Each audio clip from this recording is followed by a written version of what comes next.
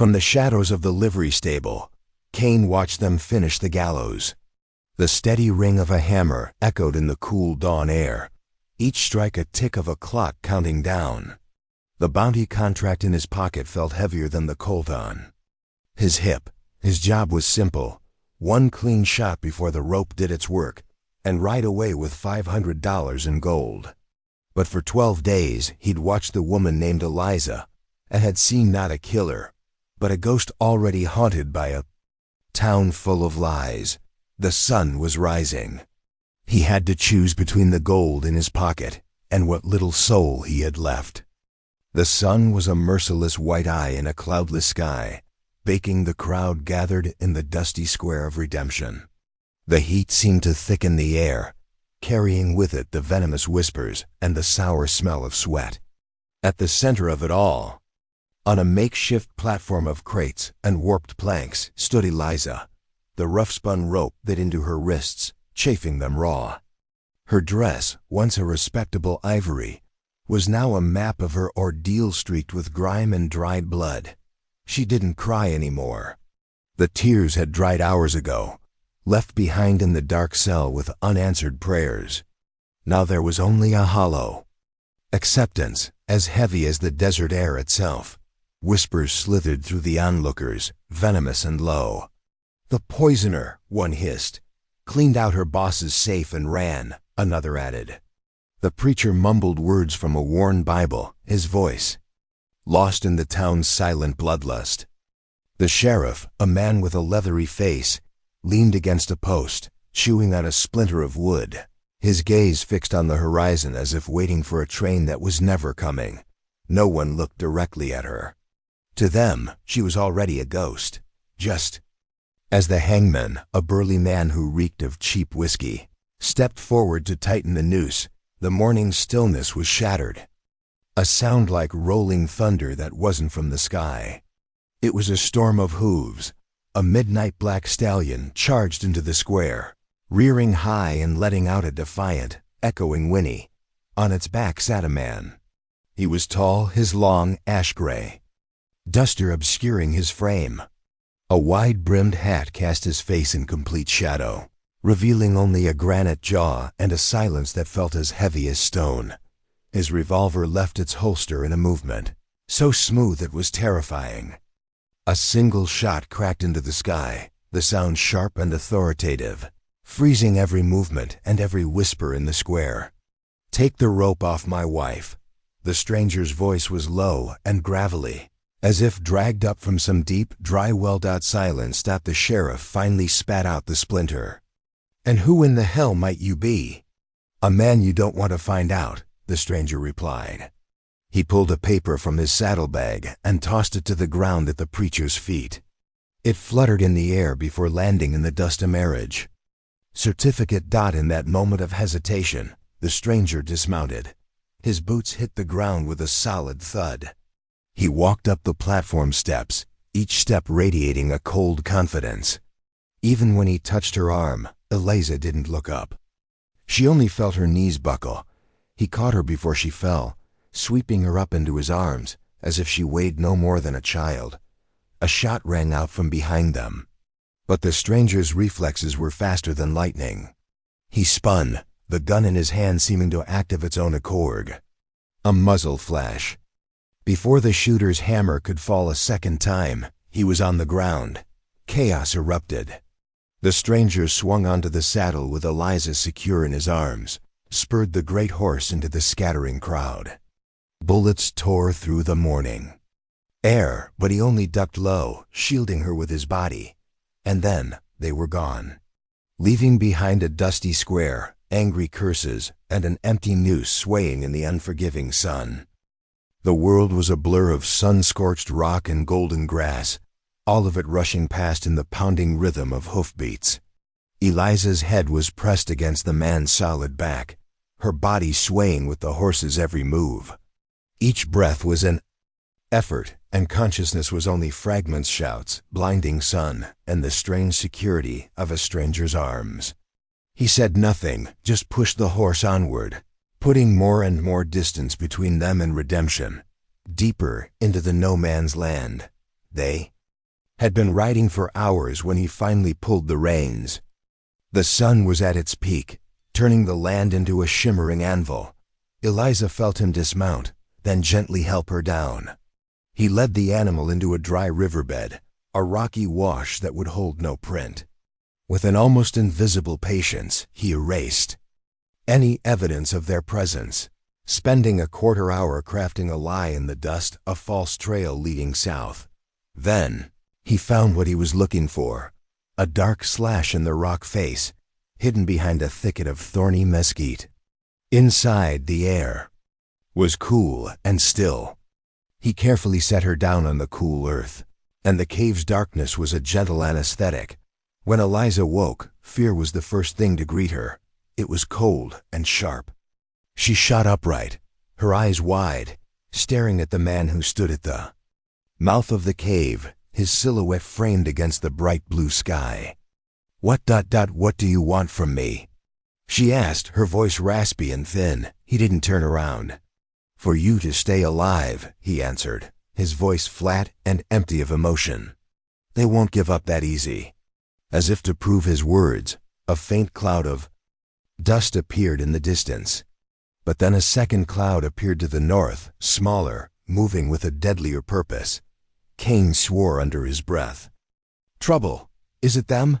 Eliza asked, her voice still weak. "Them, and worse," he said. "The townsfolk ride on anger. The others ride for money." He reached for the Winchester rifle leaning against the rock, a well-used but meticulously cared for weapon.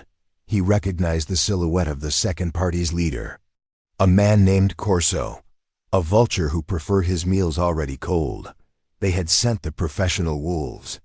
"We have to move," he said, but then he stopped. He looked at the pursuers, calculated the distance, then looked back at Eliza. He made a decision. "No, we end it here. Get down. Don't move no matter what happens." He led her to a higher position, concealed behind a large cluster of boulders overlooking the only path into the canyon. They waited. The wind hissed through the rocks. Eliza's heart hammered so hard she thought the canyon itself could hear it. The first 3 riders appeared. 2 from the town, 1 from Corso's crew. They were moving cautiously, guns drawn. Cain rested the Winchester on a rock, pressing his cheek to the cool stock. He let out a long, slow breath. The world seemed to stop. Crack! The rifle report echoed, sharp and clean. The lead rider crumpled from his saddle without a sound. The others panicked, scrambling for cover. But Cain was already waiting. Crack! The second bounty hunter fell as he turned, a neat hole appearing in the center of his chest. The third man, a young kid from town, was overcome with terror and wheeled his horse around, fleeing for his life. Cain tracked him through the sights for a second, then lowered the rifle.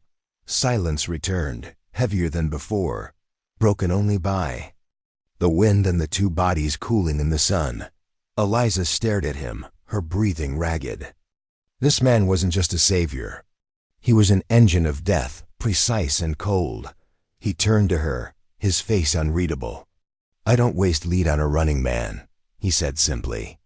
"He's no longer a threat." She didn't answer. But in the silence between them, something had shifted. Her fear was still there, but it was now mixed with a terrifying awe. She had been saved by a man with a code, and his code was as ruthless as the land itself. The canyon walls bled color as the sun dipped below the horizon, painting the sky in shades of bruised orange and deep violet.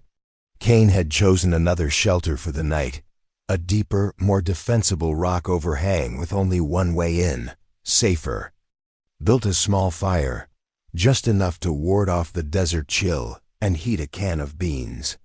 He did everything with a practiced economy of motion, tending the horse, checking his weapons, and now cleaning his Winchester.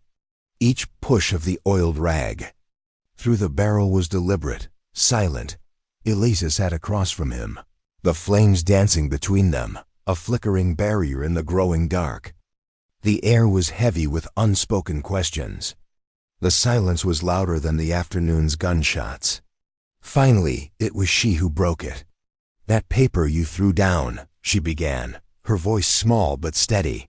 "The marriage license. It was a lie, wasn't?" He didn't look up from the rifle. "Yes, then why?" She pressed, the question hanging, fragile as smoke. "Why save me?" Cain paused. He slowly set the rifle down beside him and finally looked at her. The firelight played across his face, casting dancing shadows that hid his eyes, but she could feel the weight of his gaze. "Because in the beginning," he said, his voice as flat and cool as the rock around them, "I wasn't sent there to save you." He paused, letting the words sink in. "I was sent there to put you in the ground." The air in Eliza's lungs seemed to freeze. To kill me," she whispered, the words feeling foreign on her tongue. "Yes," he confirmed. "There was a contract. For you, one shot, clean job. I watched you for 12 days in redemption." A chill ran down Eliza's spine, colder than the desert night. This man, who had pulled her from a noose, had watched her from the shadows, waiting for the moment to end her life. "I saw everything," he continued, his voice holding that same unnerving calm. "I saw you give half your meal to that stable boy. I saw you take the blame when the other serving girl broke the lantern. I saw the fear in your employer's eyes, not yours." He leaned forward slightly, the fire finally revealing the grim set of his eyes. "The guilty always make noise. They beg, they scream, they bargain. You didn't. You were just silent. Because you knew the truth wouldn't change anything." He leaned back, resting his arms on his knees. "You were framed to cover another man's sins, and I don't kill for men like that." The truth hit her like a rock. It brought no relief, only a cold, hollow emptiness. She turned away, staring into the dying embers, unsure of what to feel. That night, she didn't sleep. She lay wrapped in her blanket, her mind racing with his words. He lay not far away, eyes closed but senses alert.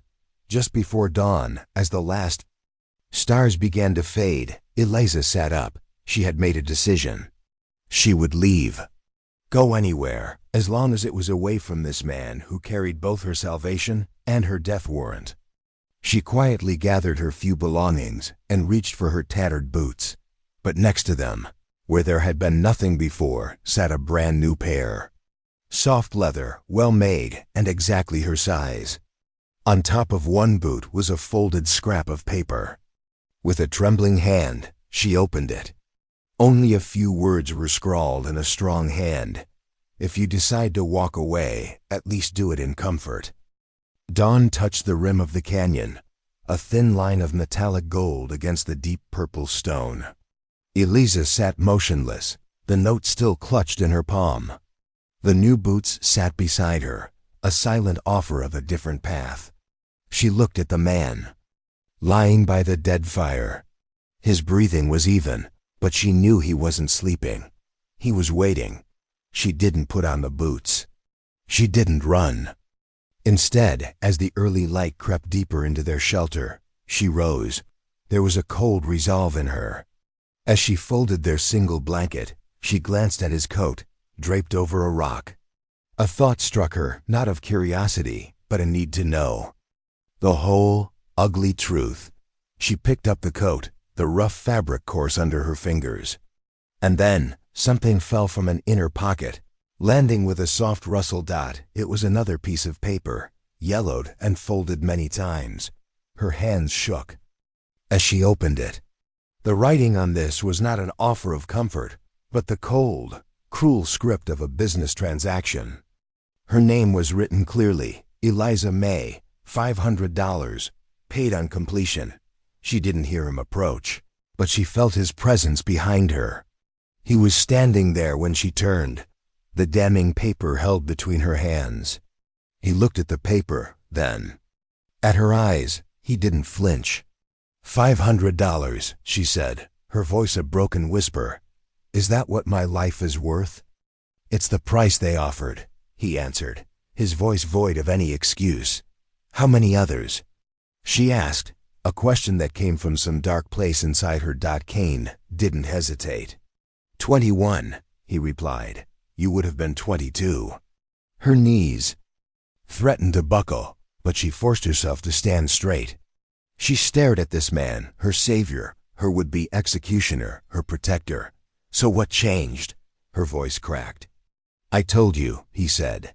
I saw you. And you weren't someone who deserved to die. Her eyes were wet now, not with fear, but with a strange and bitter betrayal. The world wasn't just cruel, it was precisely calculated in dollars and cents. Cain moved slowly, without a single wasted motion. He drew the peacemaker from its holster. But he didn't raise it. He stepped forward and gently placed the weapon on the flat rock that sat between them. The sound it made as it landed was a heavy final thud.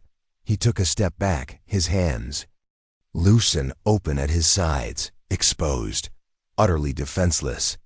If this is how it ends, he said, his voice low and even, then you're the one to end it. I won't run. I won't stop you. A long moment passed, with only the soft hiss of the wind through the canyon. Eliza's eyes moved from his face to the cold blue steel of the gun and back to the paper in her hands. Life and death lay there, within her grasp. Her hand reached out. She didn't touch the gun. She picked up the paper. She tore it once, a clean, sharp rip down the middle. The sound was deafening in the silence. She tore it again, and again, until all that was left were useless scraps. She walked to the still glowing embers and dropped them in. They curled, blackened, and turned to ash. She looked up at him, her eyes clear and steady. You didn't run. You didn't lie to me. And you didn't pull that gun. He gave the slightest of nods, the barest acknowledgement. You saved me from that rope, Cain, she said, her voice firm now. That means what's left of my life is tied to you now. You better make damn sure it's a long one. In his eyes a storm of emotion still swirled, but this time something had settled. I intend to, he said. If you'll let me. The desert became their world. The long days passed in a new kind of silence, not of suspicion, but of a fragile understanding. Eliza was no longer a passive passenger. She learned to read the subtle language of the land from him, how to find water from a stand of willows, how to tell an old trail by the lay of the pebbles. She was no longer baggage, but a partner. One afternoon, as they stopped by a ridge of red rock, Cain took out the peacemaker. He said nothing, just emptied the 6 cartridges into her palm. You need to know, was all he said. He taught her. Not as a teacher, but as a craftsman passing on his trade. He taught her the weapon's weight, the feel of its balance. You don't pull this unless you intend to use it, he said, his voice grave. And you don't shoot to wound or to scare. You shoot to end the fight. Anything else is a good way to get yourself killed. Her hand trembled when she first held it. It was heavy and cold, a thing of death. He stood behind her, his large hand covering hers, correcting her stance. Breathe out, he said, his voice low by her ear. Find the stillness, then squeeze. The first shot startled her, the report loud and deafening. The bullet kicked up dust a yard wide of the tin can. But she didn't give up. This time, she took a deep breath, remembering his words. She found that stillness, a moment of emptiness between her heartbeats. A metallic ping sang out as her bullet hit its mark, sending the can flying. A strange feeling, not of pride, but of a grim new awareness of power, settled in her. They traveled for 2 more days, nearing the edge of the wasteland. Perhaps the peace had made them careless. The crack of her rifle shattered the afternoon stillness. Cain jerked in the saddle with a dry, guttural sound. A dark stain bloomed across his left shoulder. He fell from the horse, landing heavily in the soft sand, his right hand instinctively reaching for his gun. Eliza froze for a second. From behind a cluster of rocks, a man stepped out. It was Corso, the vulture Cain had recognized. He raised his rifle, a smug grin on his scarred face. Looks like your luck's run out, Gravehand, Corso said, taking aim at the downed Cain. Should have taken the money when you had the chance. Cain tried to raise his revolver with his good hand, but pain made his arm tremble and fail him. He was too slow. But Eliza was not. She didn't think. She didn't hesitate. She just acted.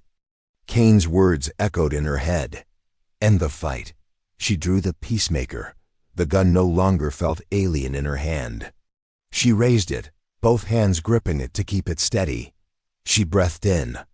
She breathed out. Crack! The shot roared. The gun kicked. Hard in her hands. Corso staggered, a look of pure disbelief on his face. He looked down at the blood blossoming on his chest, then up at Eliza as if he couldn't comprehend it. Then, he crumpled into a heap. The silence that followed was absolute and awful. Eliza stood there, the gun still raised, smoke curling from the barrel. Her arms trembled violently. Tears began to stream down her cheeks, but her hands did not lower. Cain rolled onto his side, clutching his shoulder, breathing hard through gritted teeth. He looked at Corso's body, then at Eliza. You all right? He asked, his voice strained with pain. She could only give a shaky nod, then slowly lowered the gun. Her knees gave out, and she knelt beside him, his blood soaking through the fabric of her dress as she pressed her hand to the wound. I didn't want to, she whispered, her voice broken. But I had to. I know, Cain said. He reached up with his good arm, his fingers gently touching her cheek. In his eyes there was no shock, only a deep raw gratitude. You saved my life, Eliza. She shook her head, dismissing his words. For the first time, he wasn't the one protecting her. Now, the protector needed protecting. The world had narrowed to a single desperate task, keeping him alive. Cain was a dead weight on the horse, sometimes lucid in a feverish delirium, sometimes completely unconscious. Eliza pushed onward, guided by nothing but instinct, searching for shelter, for a place they could make a stand. And then she saw it. An old mine shaft gaping from the hillside like a wound, its support timbers rotted and a crooked sign bearing only a few unreadable letters. It was a forgotten place for forgotten people. It was perfect. With all her remaining strength, she got him inside, into the cool darkness and the musty smell of rock and coal. He collapsed onto an old wooden platform, his breathing shallow and rapid. Double quotes you. Have to go, he breathed, his lips cracked and dry. Leave me. Be quiet, she said, her voice sharper than she intended. She tore a strip from her dress for a new bandage. His wound was swollen and hot to the touch. We came this far together. You don't get to decide for me. She worked in the faint light of her lantern, stitching the wound again with their only needle and a thread pulled from his shirt. He didn't flinch, just lay there with his eyes closed, fighting a different battle within. When she was done, she knew they didn't have much time. The others would be coming. As she searched the mine for water, she stumbled upon them. Wooden crates left in a corner, covered in dust and webs. She pried one open. Inside were old sticks of dynamite, sweating, leaking. Nitroglycerin, making them dangerously unstable. A desperate, insane plan formed in her mind. She worked quietly, quickly. She placed the sticks along the weakest support beams near the entrance, connecting them with a length of fuse she found in another crate. She left one narrow path, just wide enough for men to enter one at a time. She ran a long fuse from the charges to a hiding spot deeper inside. Eliza. What are you doing? Cain's weak voice came from behind her. She looked back at him, her face a calm mask of determination. You taught me how to shoot, she said. But you never said I couldn't learn how to fight. She took her position, match and fuse ready. She waited. An hour passed like a millennium, then she heard them. Boots crunching on gravel, overconfident voices echoing into the mine. He can't have gotten far, one said. Wounded like that. The girl's probably run off by now, another laughed. Just finish the man and collect the bounty. Eliza let the first two men pass. She could see their lantern beams cutting through the damp walls. Her heart pounded in her chest. 1 second. 2 dots. She struck the match. The fuse hissed to life with a deadly sizzle. The world dissolved into a deafening roar and a blast of fire and stone. The mountain itself seemed to shudder. A scream was swallowed by the avalanche of rock and timber. Then, there was only silence and the slow creak of settling dust and earth. The entrance was sealed. Eliza ran back to Cain, coughing in the dust-filled air. She fell to her knees beside him, shaking his shoulder. "Cain, wake up, Cain." His skin was colder. His breathing was so shallow it was almost imperceptible. "Don't you dare leave me, Cain," she whispered, her voice breaking, hot tears falling on his still face. "You don't get to save me just to die on me. I won't let you." She pressed her body against his, trying to will her warmth, her life, into him. "I will not let you die. Not while I'm still breathing." His eyelids fluttered, a barely perceptible movement. His fingers weakly found hers. "In the plan," he rasped, the ghost of a smile touching his lips. She laughed through her sobs, burying her face in his chest. They lay there together.